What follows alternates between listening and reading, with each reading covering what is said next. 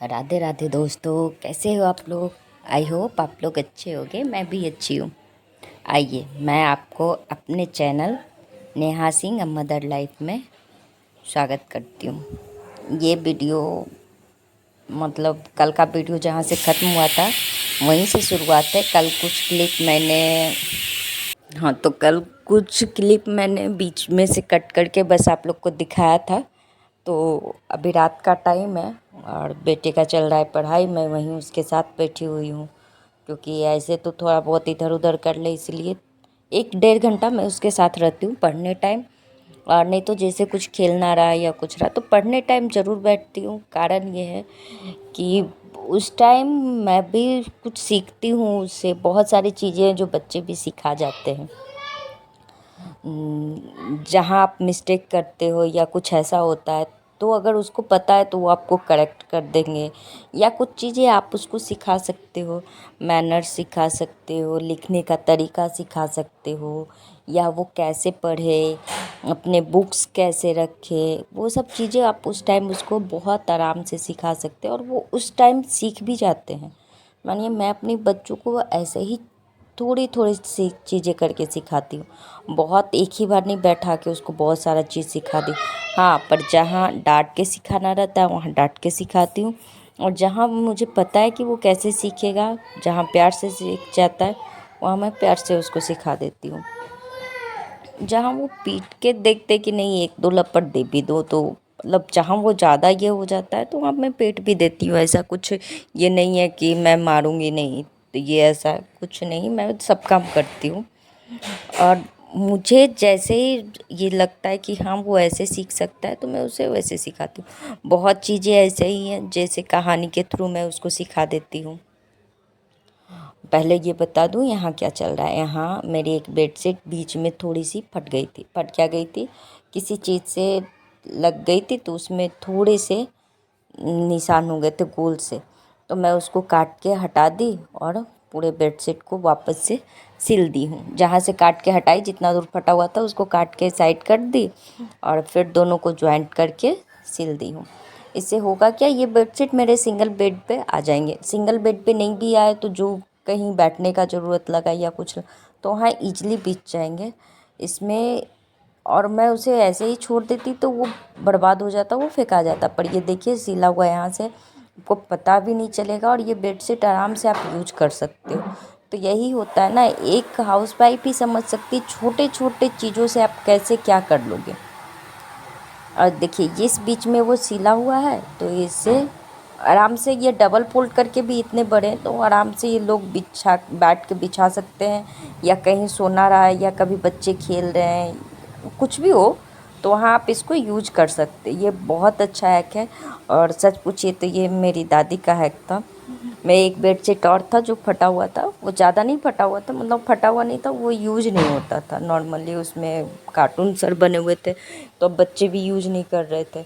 तो मैं उसको चारों साइड से सिल के और बीच में लंबा लंबा सिलाई लगा दी। इससे हुआ कि वो बैठ के आराम से खेल सकते हैं। तो देखिए ये अब इसको एक जैसे डोरमेट होता है ना उस टाइप का ये बन गया। तो इससे वो आराम से कहीं भी बिछा के और खेलता है। न वो कभी भी उसको फोल्ड करने का या उठाने में ये करने में प्रॉब्लम नहीं होगा। वो आराम से अपना बिछाओगे वो खेल सकता है। ये किचन है, मेरा किचन का नीचे वाला एरिया है जो थोड़ा गंदा हो गया था। तो मैं कुछ कुछ चीज़ें ऐसी है जो मैं रात में ही कर देती हूँ, क्योंकि हाउस हेल्पर आती है तो उस टाइम इतने टाइम रहते नहीं हैं, वो 9 बजे के आसपास आ जाती है। तो आप लोग को भी पता है कि 9 बजे तक कोई फ्री होता नहीं है, 9-10 बजे तक। और अभी ठंडी के मौसम में तो बिल्कुल भी कोई नहीं फ्री होता है। मैं क्या, कोई कितनी भी जल्दी उठती हूँ फिर भी 10 कैसे बज जाता है पता ही नहीं चलता। तो मैं उसको रात में ही जितना हो सकता है रात में ही उतना करके रखती हूँ, ताकि वो आए तो वो अपना काम कर ले, मुझे बर्डन ना लगे कि मुझे ये भी करने ये भी करने। उस टाइम मैं वो जो बेसिक काम है, सोफ़ा झटक देना, बेडरूम क्लीन कर देना, क्योंकि डस्टिंग आपको ही करने पड़ेंगे, आप चाहे जितना भी कर लो डस्टिंग खुद से ही करने पड़ते हैं। जैसे प्लांट में पानी डाल देना, तो ये उसके आने से पहले ये सब काम में मैं कर लेती हूँ, ताकि वो झाड़ू लगाए तो बाद में मुझे फिर से झाड़ू लगाना ना पड़े। अगर वो करके चली गई और बाद में मैं ये सब करूँगी ना तो फिर पूरे घर में कोई मतलब बनता नहीं है फिर झाड़ू पोछे का। क्योंकि कितना भी आप रात में झटक के सो कुछ भी करो पर सुबह तक वो डस्ट आ ही जाते हैं। तो मैं बस अपना जो भी काम हो सकता है बेसिक काम वो मैं रात में कर देती हूँ, जिसमें मुझे ये लगता है कि कचरे निकलेंगे तो मुझसे सुबह नहीं हो पाएगा या सुबह नहीं टाइम लगा तो मैं वो चीज़ रात में कर देती हूँ।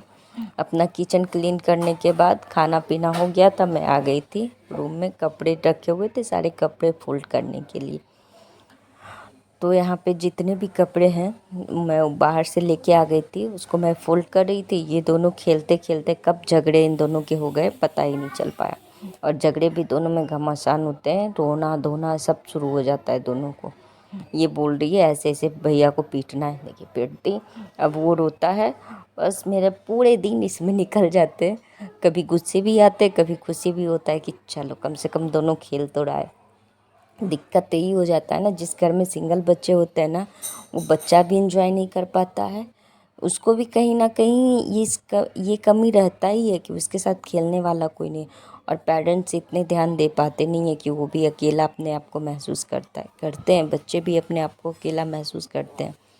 इसीलिए तो बड़े बोलते हैं कि कम से कम दो रहने चाहिए। और हकीकत है, अब मुझे पता चल रहा है, मैं भी 6 साल तक बेटा मैं अकेला ही था, क्योंकि वो शादी से 6 मंथ के बाद ही आ गया था। और बेटी आई है इधर 2 साल पहले। तो मेरी शादी के 10 साल हो रहे हैं, नॉर्मली अप्रैल में 10 साल हो जाएंगे, वे नहीं है अप्रैल में 10 साल हो जाएंगे। और बेटा 2016 में हुआ था और बेटी इधर 2022 में हुई है। तो वो गैपिंग मतलब लंबा गैपिंग था, कारण था कि मुझे दूसरा लाना नहीं था।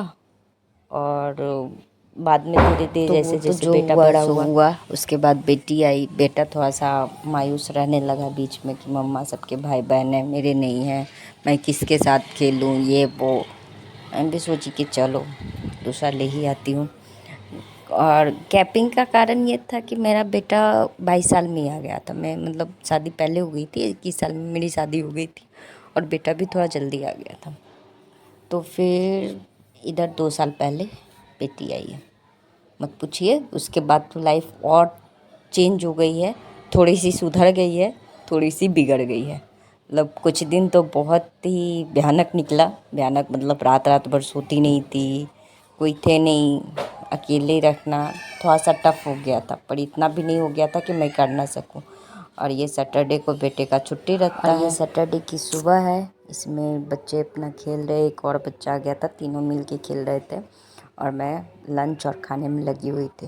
क्योंकि 11 साढ़े 11 का टाइम है, ये 11:30 से ज़्यादा ही हो रहा है, अप्रोक्स लगता है 12 बज रहे हैं। और मैं फटाफट से अपना काम निपटा रही हूँ। हस्बैंड को जाना है, 1 बजे ड्यूटी है, तो मैं उनके कपड़े में प्रेस कर रही हूँ। क्योंकि रात में आज के दिन छुट्टी था तो बेटा लेट सोया था, 12 बज गया था उसको सोते सोते, तो वो सोया नहीं था तो कुछ हुए नहीं।